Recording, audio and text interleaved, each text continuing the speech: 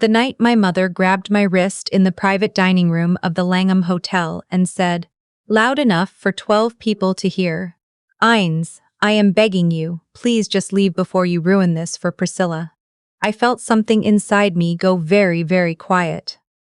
Not the quiet of hurt, not the quiet of shame, the quiet of a decision being made. I looked at her hand on my wrist. I looked at my sister Priscilla across the table, watching with those wide, carefully neutral eyes that meant she agreed with every word, but didn't want to be the one to say it. I looked at Dashiell, Priscilla's fiancé, leaning back in his chair with a thin smile on his face, who's watching something mildly entertaining on television. Then I set my cloth napkin on the table, stood up, pushed my chair in quietly, and walked out. I did not say goodbye. I did not explain myself.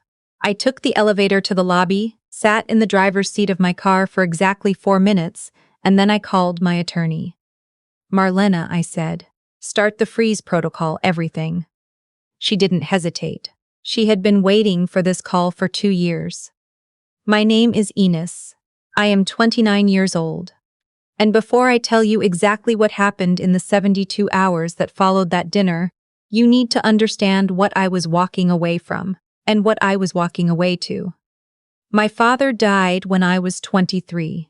He had built a modest consulting practice in Chicago, nothing extraordinary, but he'd worked himself half to death keeping our family comfortable. When he passed, I sat with his accountant in a beige office on a Tuesday afternoon and discovered that comfortable had been a performance for years.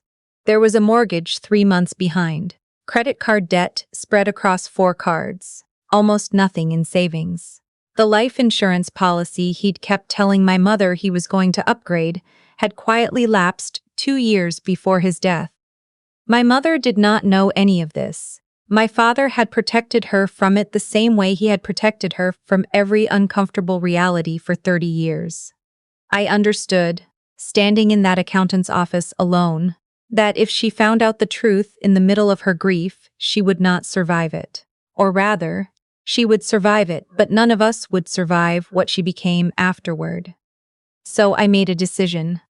I was 2 years into a biochemistry PhD program on full scholarship. I had a side project, a medical device calibration software I had built with a classmate that a Chicago-based venture firm had already expressed real interest in. I dropped out of my program. I finished the software. I sold the first licensing deal for enough money to pay off the mortgage, cover 6 months of expenses, and give us all room to breathe. Then I built the company properly. By the time I was 27, Vantage Biomedical Solutions had 17 employees, contracts with 4 hospital networks, and a Series B funding round that valued us at $40 million. My mother believed I had taken a job as a laboratory coordinator at Northwestern Memorial. She believed this because I told her so at 23, when I needed her to stop asking questions, and she never asked again. She did not ask because she did not really want to know. She wanted to believe I was quietly doing something respectable enough that she would not have to explain me to her friends.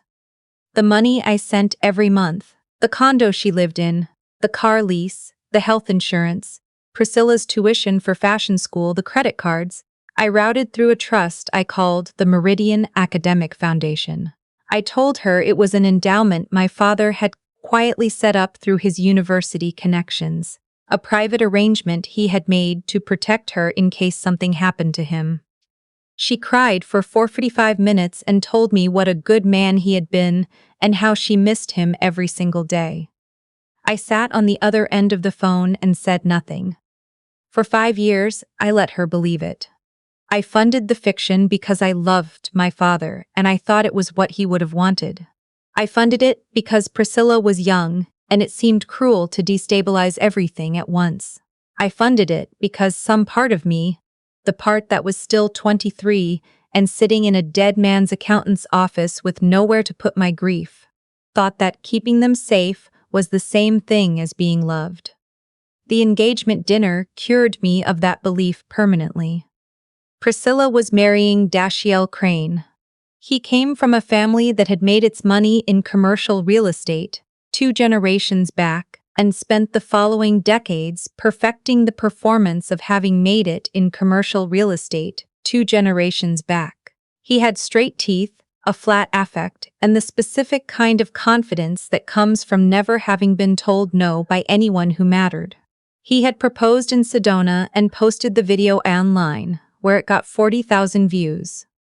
I wore a blazer and slacks to the engagement dinner because I had come from a meeting with a hospital systems director and hadn't had time to go home and change. I was not dressed badly. I was dressed like a woman who had been working, but to my mother, I had arrived at a Langham private dining event, looking like I had come to service the kitchen equipment, and the Crane family was at that table, and this was not something she could absorb. She had pulled me into the hallway before we sat down and told me I looked unpresentable. I told her I was sorry, that I had come straight from work. She said that was exactly the problem. That I always prioritized work. That I never made an effort. That Priscilla's entire future was sitting at that table, and I couldn't manage a simple dress. I went back in and sat down and ate half a plate of risotto and listened to Dashiell talk about the luxury wellness campus he was developing in Chicago's River North neighborhood. Boutique fitness studios. Ivy therapy suites, a rooftop social club for founding members. He spoke about it the way men like him always speak about their projects, with total certainty and just enough vagueness that no one could ask a precise follow-up question without seeming rude. At some point, I made a comment. Something small about projected occupancy ratios for a mixed-use model of that type. Dashiell looked at me with that thin smile and said it was a fairly sophisticated question for someone in hospital administration. My mother put her hand on my wrist. "Ines," she said, "please just leave before you ruin this for Priscilla." Priscilla did not defend me. She looked at the tablecloth, and that was the last thing that needed to happen. In the elevator down, I thought about 5 years. I thought about the trust distributions. I thought about Priscilla's tuition, her apartment, the dress she was wearing. That night, which I happened to know retailed for just under $4,000. I thought about the engagement party venue deposit that had come out of the Meridian Foundation account 3 weeks earlier.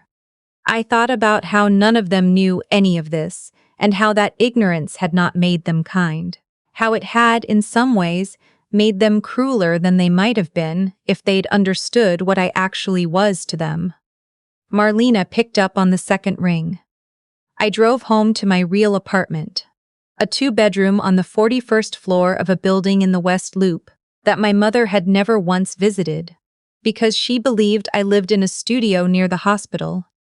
And I poured a glass of water and stood at the window and watched the city below, and felt something I hadn't felt in 5 years.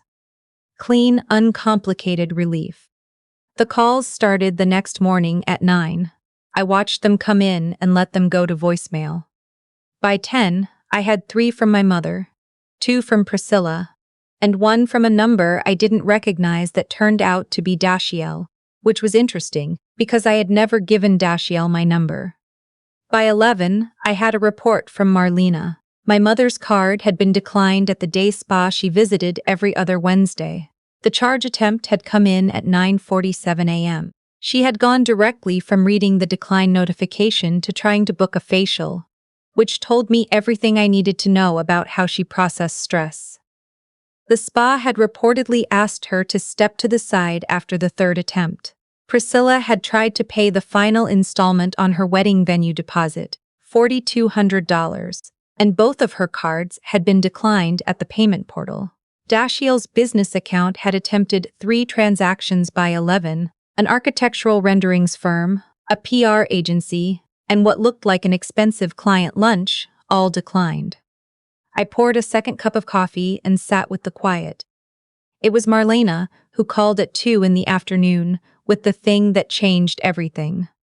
She emailed me a document. It was a letter of endorsement on Vantage Biomedical Solutions letterhead, with what appeared to be my signature at the bottom, addressed to potential investors in Crane Wellness Partners, attesting to my role as a strategic silent partner and anchor investor in Dashiell's Wellness Campus project. The letter was dated 6 weeks ago. I had never seen it before in my life. I read it twice, then I called Marlena back. "He forged it," I said. "Yes," she said. "We think we know how he got the letterhead. Your sister sent him a copy of a vendor contract that had been mailed to your family's address. It had your full company header on it. The signature looks traced. It's passable if no one examines it carefully. The question is who received this and whether they acted on it." My forensic accountant had that answer by 4 o'clock. Dashiell had distributed the forged letter to 47 individuals, the majority of them guests at the engagement party itself, which had apparently doubled as an investor solicitation event that no one had been explicitly told about. Of those 47, 19 had submitted what Crane Wellness Partners was calling founding member deposit checks, ranging from $25,000 to $200,000 each. The total was just over $1.8 million. Patrick's trace showed it had been split. A portion to cover Dashiell's personal debts, which were significant and included 2 defaulted private loans, and a larger portion that had dispersed through a cascade of transfers that would take weeks to fully map. There was no wellness campus. There were no permits. The architectural renderings he had shown investors, which I recognized as the same ones displayed at the engagement dinner, had been purchased from a stock design website. My sister had co-signed the founding LLC documents she had known. I sat with that for a long time. Then I sent a single email from Vantage Biomedical's executive account to the inquiry address listed on Crane Wellness Partners' website. I wrote that the principal of a major investment group had reviewed the Crane Wellness Partners prospectus and was prepared to discuss an anchor commitment. I wrote that the principal preferred to be introduced at a live investor event. I signed it with Marlena's name and the title Director of Strategic Investment, Meridian Capital Group. Dashiell responded in 11 minutes. He wrote that he happened to be hosting an investor showcase dinner the following Thursday at a private club in the Gold Coast, and that he would be honored to welcome Meridian Capital Group's representative. He used the word sophisticated twice in 4 sentences. I replied that the principal would attend personally. I spent the following week running my company and letting Patrick and Marlena build the dossier. By Wednesday evening, I had a leather portfolio on my desk containing the forged endorsement letter with full forensic analysis, wire transfer records for all 19 investors, the complete financial history of Dashiell's personal debt, the LLC filing documents with Priscilla's co-signature, and a certified accounting of every dollar I had ever distributed through the Meridian Foundation, every month, every year. 5 years of fiction documented. I called the FBI's Financial Crimes Division that evening. An agent told me they had already opened a file on Crane Wellness Partners 3 weeks earlier. 2 investors had come forward independently. What I handed them accelerated the timeline considerably. He asked if I intended to be present at Thursday's event. I told him I was the reason there was a Thursday event. I wore a charcoal suit to the showcase. Simple, precise. Nothing that needed to prove anything, because everything had already been proved. Marlena met me in the lobby of the club at 7:45. 2 members of my security detail flanked us as we walked in. The dining room was set for approximately 60 people. Crystal, candlelight, the kind of deliberate quiet that expensive rooms cultivate. Dashiell was near a projection screen at the front of the room, working the crowd in a navy suit, his confidence still intact, because he didn't know yet that it had an expiration date of about 8 minutes. My mother was standing near the bar. She looked tired in a way her makeup was trying to compensate for. Priscilla was beside her. The room noticed us the way rooms notice a shift in pressure. Not dramatically, just a collective awareness that something had changed. Dashiell saw me from across the room and the smile held for almost 2 full seconds before it didn't. I walked to the center of the room. My mother came toward me first. "What are you doing here?" she said. I handed her my business card. Vantage Biomedical Solutions. My full title, my direct line. I watched her read it. I watched her face do the thing faces do when belief and reality collide and belief loses. I thought you might like to have that, I said. Dashiell reached us before she could speak. He crossed the room at a pace just below running. I didn't realize. The representative from Meridian Capital. Is me, I said. Marlena is my attorney. I believe you've been conducting business in my name for the past 6 weeks without my knowledge or consent. I thought it would be cleaner to address that here, with your investors present. I turned to the room. I apologize for the interruption, I said. The room went quiet without effort on my part. My name is Ines, and I am the founder and CEO of Vantage Biomedical Solutions. Some of you may have received a letter of endorsement with my company's letterhead recommending Crane Wellness Partners as an investment opportunity. That letter is a forgery. I have never endorsed this project. I have no financial relationship with Crane Wellness Partners whatsoever.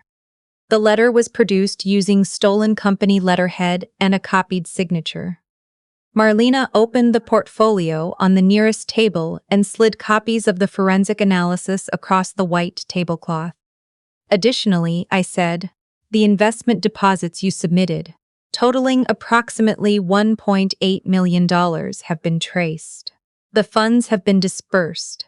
There is no wellness campus. There are no permits. The renderings on that screen behind me were purchased from a stock design website. I paused. He invited you here tonight not to close a legitimate deal, but to collect enough capital to pay off a private debt before the lenders came looking for it. The room did not erupt dramatically. It changed. Voices overlapping, chairs scraping. People reaching for phones. A woman near the back said something that made the man next to her stand up very suddenly. Dashiell had backed against the projection screen with his hands raised, talking rapidly, but no one was listening to him anymore.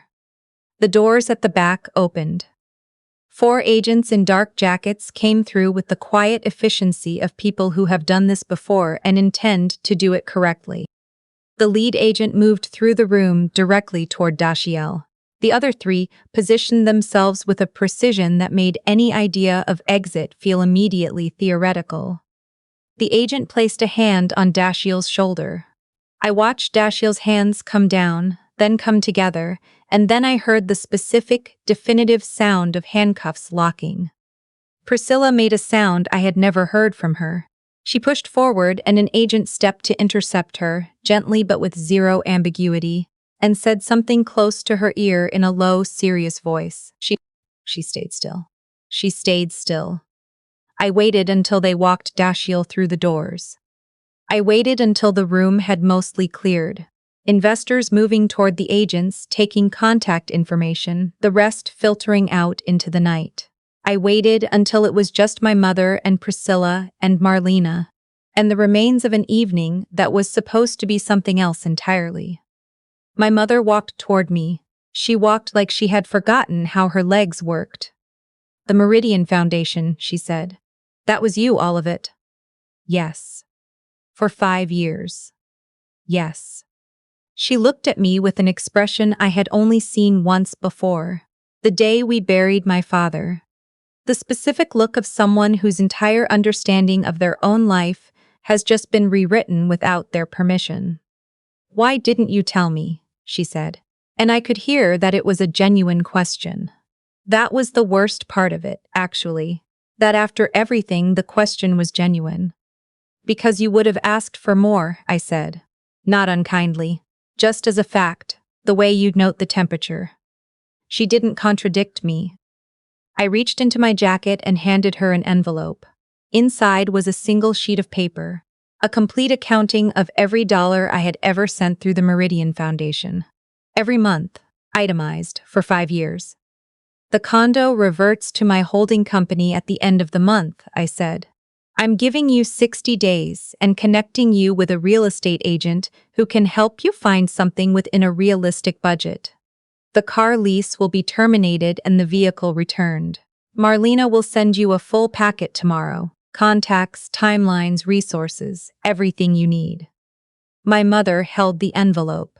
She held it the way she had held my business card, like she didn't know what to do with something that refused to be what she had assumed. I looked at Priscilla. She was still staring at the floor where the agents had been standing. She did not look up. I loved Dad, I said to both of them. I did all of this because I loved him, and because I was 23, and I didn't know any other way to hold things together. But it's been 5 years, and he's gone, and I'm done building a life on a foundation that required me to lie about who I was to the people who were supposed to know me. I picked up my portfolio. I looked at my mother one last time. "Take care of yourself," I said. I turned and walked toward the door. Marlena fell into step beside me. Behind us, the room was silent. We stepped out into the Chicago night.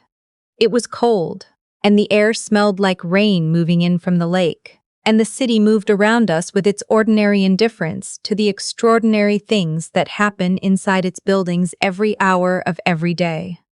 I stood on the sidewalk for a moment and just breathed. There is a specific weight that comes from carrying a secret on behalf of people who would not thank you for it. You don't notice it accumulating. It comes on the same way debt does, gradually and then all at once, and by the time you feel it, you've been carrying it so long that the ache has become the baseline. You think the weight is just what you are. What I learned that night, standing outside that club while the city lights reflected off the wet pavement, and my attorney stood quietly beside me, and the lake wind pushed against my jacket, was that the people who benefit most from your silence are rarely the ones who deserve it. Generosity given to people who cannot receive it with even basic dignity is not love. It is a transaction with a party who doesn't know they're in it, and you cannot build a real life on that, no matter how carefully you construct the frame around it. The car was waiting at the curb. I got in. I had an early meeting in the morning, a product review, a call with our European distribution partner, the ordinary work of an ordinary day. I had a company to run and a life that was, for the first time in 5 years, completely, unconditionally mine. I turned my phone face down on the seat beside me as we pulled into traffic. I watched the city stream past the window. Lit windows, wet streets, the bridge over the river glowing in the dark, and I felt the absence of the weight I'd been carrying so long I'd stopped naming it. Some doors, when you finally let them close, don't make a sound. They just seal shut, and the quiet afterward is not emptiness. It is the sound of everything that was draining you finally, permanently, stopping.